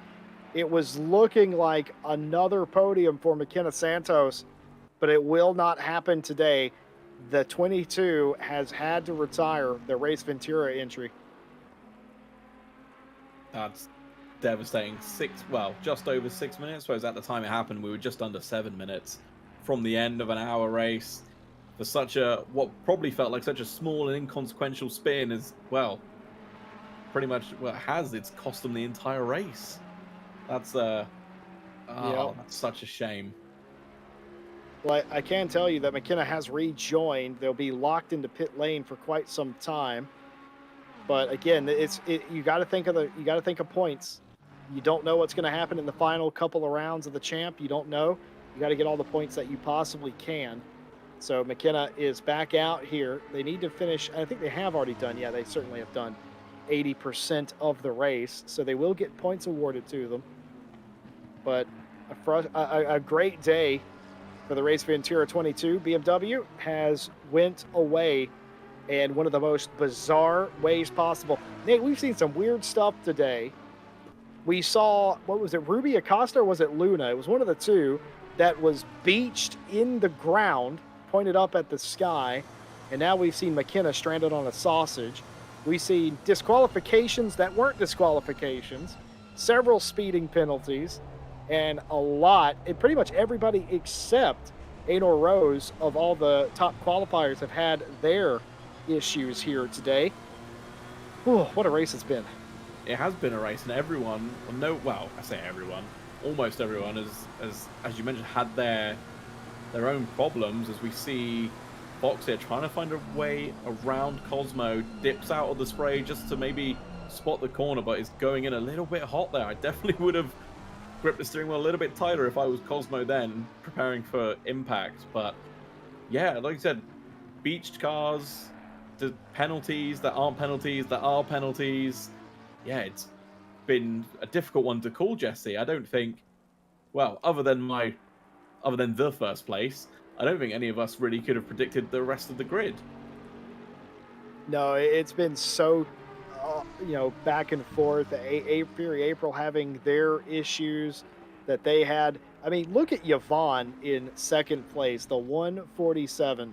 What can you say about this particular team? It's just they have done so well this season. I think taking advantage of other people's mistakes. And look at this. They're going to probably here, and I say that knocking on wood, get rewarded with a podium here today. It absolutely deserved. Just a nice, quiet race. Let everybody else run their race, make their mistakes. But for the 147, I'm going to make a nautical pun. It's been pretty clean sailing. Been plain sailing, Jesse. That's the one in the Boatley. But yeah, I mean, P2 for Yvonne, and, well, P1 in class for Sophie. And Jesse, development that we had over the last week. Well, that I found out. I don't know if you knew. But actually, Sophie Erwin and Yvonne raced side by side in the same room. So that's, I'd imagine if one of them gets ahead, I imagine Yvonne might be leaning over and grabbing Sophie's wheel, trying to slow her down a bit. Can you imagine taking 1-2 like that in the same room? That's going to be an in-person celebration. It's something that is so precious few and in between. They're going to get to celebrate together. It looks like a 1-2. Absolutely brilliant. if they don't hold hands coming across the finish line, I'm gonna be angry. Oh, come on. It's got to be done. Nate, It has to be done. Nate, we're the only people that hold hands, and you know that. Meanwhile, as we are rambling, we saw Cosmo make a mistake into the second chicane there and then have a bad run into Lesmo 1 and 2. Nicole Fox kind of forcing the issue there and eventually getting ahead of Cosmo Marsh. Yeah, Cosmo doing what Cosmo does. Didn't make that too easy, but also didn't make it too hard either. Said, look, if you're going to get around me, you're going to get around me, and that's all fair. And Fox does indeed get that job done. What do you reckon? One more lap here coming up, or maybe 2 laps, depending on where the leader is. It will be 2 more laps for these cars. Just enough time for one more giggle gum battle between the 69 and the 717. Yeah, this is it's far from over, but it does seem that Karlsvald is slowly, just ever so slightly creeping away from April, but maybe not if they continue to do that. That's not how you want to take the first chicane there. But I think, Jesse, so the leader is about to roll on to the final lap, and we'll get confirmation of that in just a moment, I'm sure. But yeah, there we go. So Rose has crossed the start-finish line. Not enough time left for another full lap. So the timer will hit 0 during this lap. This will be the final lap for the leaders. And, well, Cosmo Marsh is back ahead of Nicole Fox. So what has happened there? I am forced to believe that Fox had a little bit of a moment somewhere.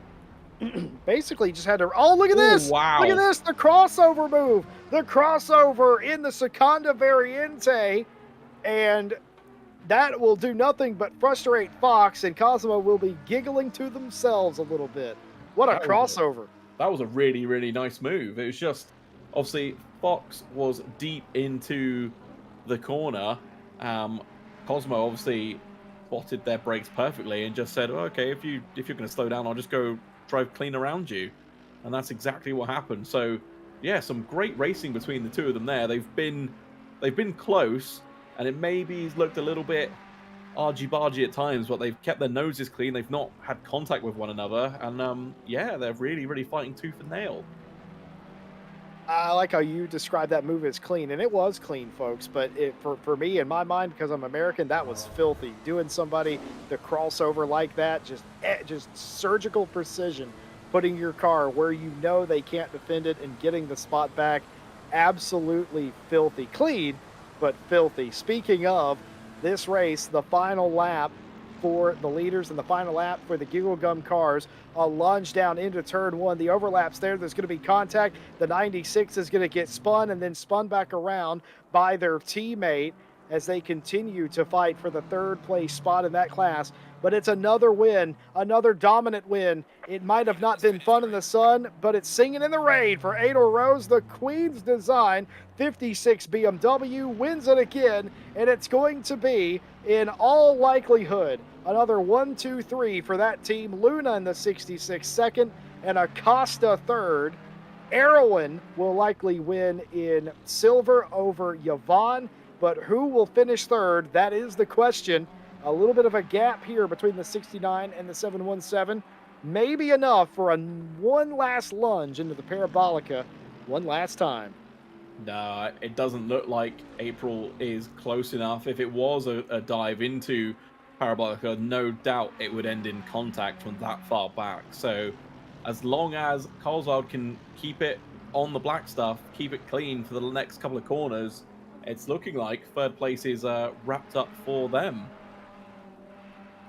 All you should know better than to say stuff like that, but losing time just a little bit is the 717, as April will likely not have enough to make that pass. Well, Sophie Erwin is going to come to the line. The GTWR Bentley is going to get their fair dues. It's a fantastic win for Sophie Erwin, inheriting the lead and running away with it to the tune of just about 5 seconds. Oh, now, well, that's interesting. I don't know if you can do that. I don't know if that's legal, Nate. That wow, I don't know. Sophie's still going quite slow. What are the odds they've run out of fuel and had to coast across the finish There's line no there? way. Oh no, they're back up to racing speeds now. Well, I'm that would have not been nice. sure how the stewarding department's going to look on that, but I will read it how it was done. Yvonne has won this race in silver over Sophie Erwin. April Karlsvard hangs on and finishes in third place, but a 15-second penalty for car 717. That is undoubtedly for spinning the 69 into turn one around. Even though they set them back the right way, that's still contact leading to a spin, and that has promoted Cosmo Marsh up into fourth place, Fury April down to fifth, and in the AM class, O'Brien, who inherited the lead themselves early, ran away with their race in the 96 Bentley, didn't put a foot wrong that 96 for the majority of the race. Charlotte Robertson second in AM, and Brock, who will still likely call this a disappointing day, got back to third in the end after Santos's unfortunate trip to the beach. That race is going to take me a long time to fill in the blanks. There was so much going on. The maximum amount of racing that I feel like you can fit into 60 minutes. There was a lot of stuff in this one, and it did nothing to settle any of the battles in the championship. No, if anything, it's just made it more complex. So we'll have to see where the points lie. But yeah, I think next week it's going to be even more interesting, and we're going to see more battles for for position. As you mentioned at the start, Jesse, every point matters now. Well, let's talk to our race winner. You know them, you've heard them every single week. Ada Rose with us with another brilliant win. This one very different, though, Rose, in the wet. Only three of your four cars in the field today. It was still a comfortable win, though. You should be proud of that, I reckon. Yeah, as you can see at Queen's Design, we coach our drivers right. I'm not gonna say names, but unlike some other esports teams, yeah. So I'm pretty proud of these two for the work they've done today. Definitely. Well, I gotta say, it was looking like a closer day out there. You still had a decent gap. Was there any point in the race that you were concerned about anything other than your race specifically? Uh, at turn one because at lap one, turn one because I kind of overshoot it. I hope it wasn't too shown on the broadcast. But yeah, I kind of overshot my braking point. But other than that, my real concern was like, forgot the words. That's Then perfectly fine. How was the BMW in the wet? uh, if I'm gonna be honest, if I'm honest, I think it's a pretty weak car at Monza because you spend most of your time in fifth gear, which is the weakest gear of the car. You don't ever get to sixth gear unless you like get a mega tow through the start finish straight. Otherwise, you just don't use sixth gear, and fifth gear is the weakest gear. So yeah, I'm thinking uh, in equal competition, if you're having to battle with someone at the end of a straight, you're sitting duck with the M4. That's absolutely incredible, though. It looked like it was an absolute dream to drive, all things considered. Rose, congratulations. Another impressive win. Thank you. We're going to go to your teammate, Ruby Acosta. Another podium. You're making a habit out of this. Yeah, I just really needed to keep it. I just really had to keep it clean throughout the race. There was a ton of times where I thought, I would miss out this time, but Nicole got a penalty and it was really unfortunate. I was having a good time trying to chase her down. She's been a really good competitor for a long time, and it's unfortunate, but it all just came down to keeping it clean in the end. I nearly had a few moments with 20 minutes to go, and but thankfully, I just kept the car straight, yeah, I'm here. I'm pretty excited. Well, there's a few more races left in the championship, Ruby. I mean, since you're already here, I mean, might as well just finish out on the podium, right? I don't know about that. Nicole and Sarah have been really good competitors. They're really a lot faster than me. They're more experienced than me. But like, if as long as I can try and mind my own business and try to drive in my own headspace, I think it could be possible. Yeah. Well, congratulations. Queen's Design has taken over this championship. You've done very well for yourself as well, Acosta. Very much a lot to be proud of. Thank you. Well, we're going to talk to April Carlsvard. They themselves finished third today in their class, but my goodness, did you have a fight with your teammate? Yeah, it's been emotional. A lot of fights going around as well. Got my see you here as well, so thank you. That was a good fight. That was really fun. I really enjoyed that as well. Um, honestly, just kind of gutted that that came down to a penalty in the end. I I don't know. I don't want to criticize decisions on here or anything. I definitely made a mistake at the end. I figured with the penalty I'd slow down, thinking we get a formation finish, and I think in the process, Fury took that as like a brake check and ended up like losing another position to it in the end. They're half a second behind Cosmo, so I think I owe them an apology. I'll go do that afterwards. But I don't know, still, podium, great race.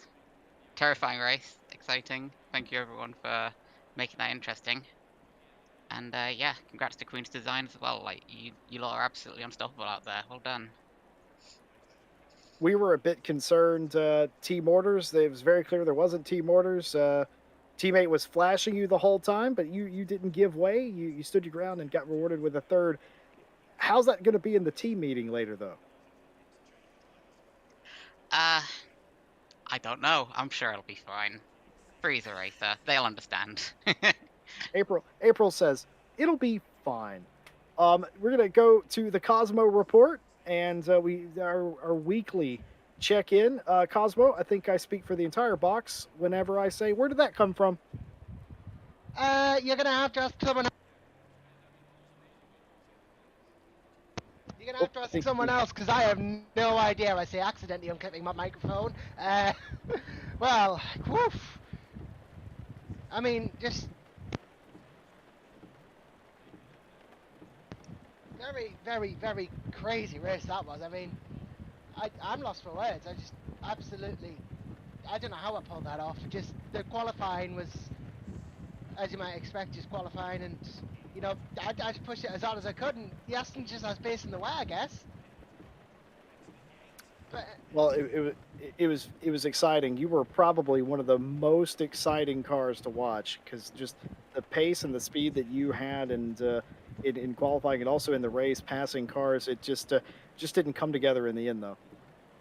no, I mean, I had that incident with Sarah Johnson as well, which I kind of want to apologise for. I mean, I went over the curb and the traction control just decided not to work. It just completely gave up. I've had that problem in practice before, where I managed to dial it out with the setup, but eventually, just not it just didn't work. I spun and I held the brakes, just hoped she wouldn't hit us, but obviously I didn't. In the spin, didn't leave enough room, and it was a hard fight from there back up, and well, obviously, as April mentioned, she gave us a very, very tough time for position initially. She really made that hard for us. That was one of the better scraps I've ever had. But yeah, I mean, after that, it was just a case of pit stop, and obviously, I decided to take half the fuel and then put the other half in the stop, which cost us about 10 seconds.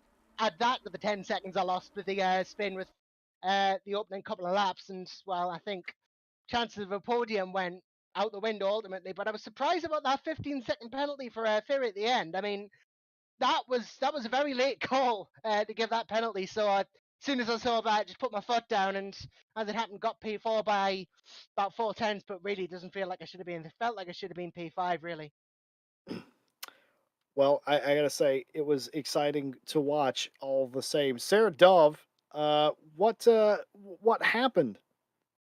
Yeah. Ascari happened. Yeah.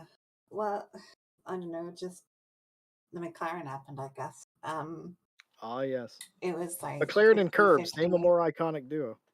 Oh no, it was awful. It was like, I'm feeling good. doing. Like, I've got like some great speed on the entry in the middle of the corner and stuff like that, like good aero and everything. And then I'm just like accelerating in the slow bits or on the curbs. And I was like, can I have some grip, please? Can I have something? Can I can I accelerate? Can I go in a straight line? It just wasn't working. Well, I will say it was a valiant recovery effort, and it was very interesting to see you pass the entire field after that happened. It seemed like most people sort of raced you, but also respected your line and everything as well. And Mm, I mean, it might have not been the positions you were hoping to contend for, but it was very interesting and exciting to watch. thank you. And I suppose my spins would have been exciting to watch as well. Uh, Well, I mean, I do my I didn't particularly best. like that nearly as much. I don't like to Oh, see anybody, have an incident, but I will yeah. say of all the people I've seen that to do that exact accident in a scurry, you probably were the one that got the least amount of damage in it. So, that was, you did the best you could with what you had in the rain. Yeah. No.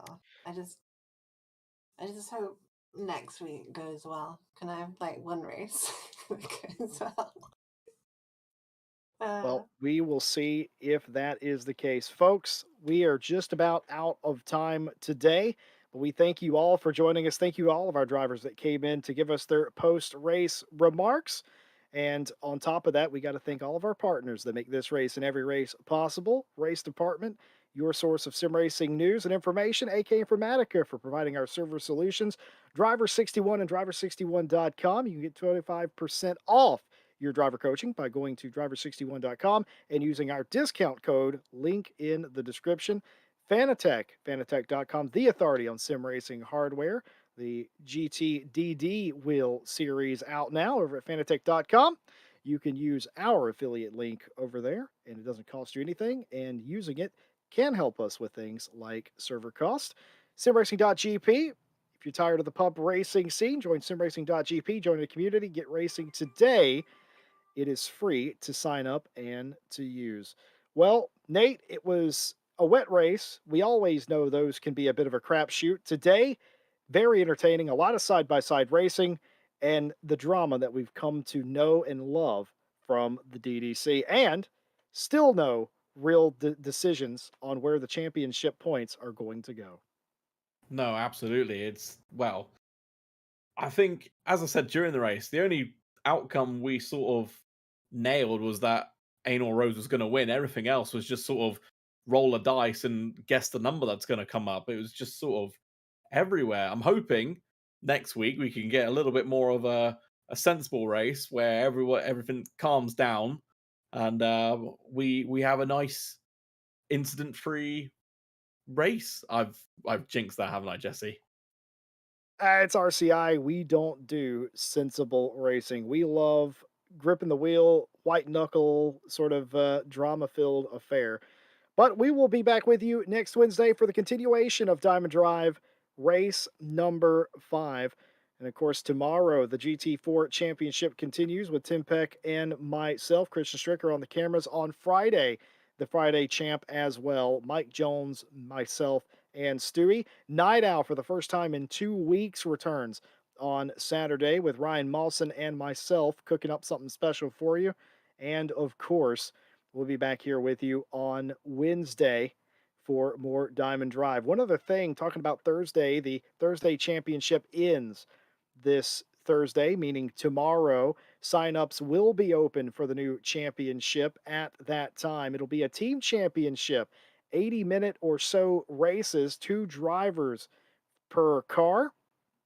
It's going to be fun getting some nice driver changes involved. Signups for that will be open after the race tomorrow. Sign up, join the website, join all the things, like, subscribe, do all the stuff, and we'll see you next time. Have a good night.